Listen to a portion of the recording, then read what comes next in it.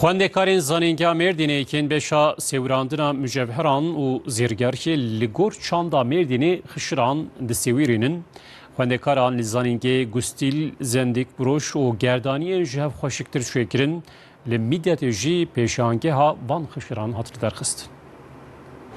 Siyah beyaz yapıştır, kes çıkar. Li zanîngeha Mêrdînê beşa sêwirandina xişir û mücevheran heye.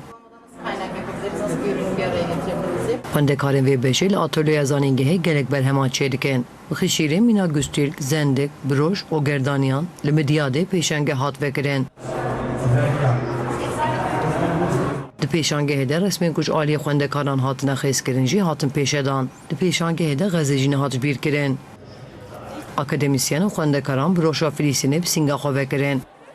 Me îro sergîk vekir xwendekarê me sala berê got îşê got çêkiribûn li dersê xwe hemûşanê însanê me kirin.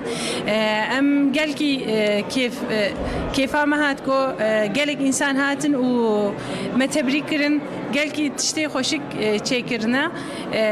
İnşallah em ê dîse weke tiştê wilo sergiyê wilo xweşik çêkin inşallah. Pirinç çetkin, malzemeya pirinca lêbûyêne em bêjin hingulîska çetkin, guhara çetkin, gerdeniya çetkin, hem tişta ji wêna çetkin û gelek ji wana jî kê tiştê gotêne avêtin, malzeme gotêne avêtin wana dîsanê berhev dikin û bi wana dîsanê fatiştê gon bêjin dîsa hingulîska û guhara û qolya wana dîsanê çetkin. Dönemê sax me ev kara nakirine her yek jî ser tişkî her yek jî manyakê heye yani her taxîk me tişkî ji me rev dibêje bin wan tijeyî bin wan nevalayê.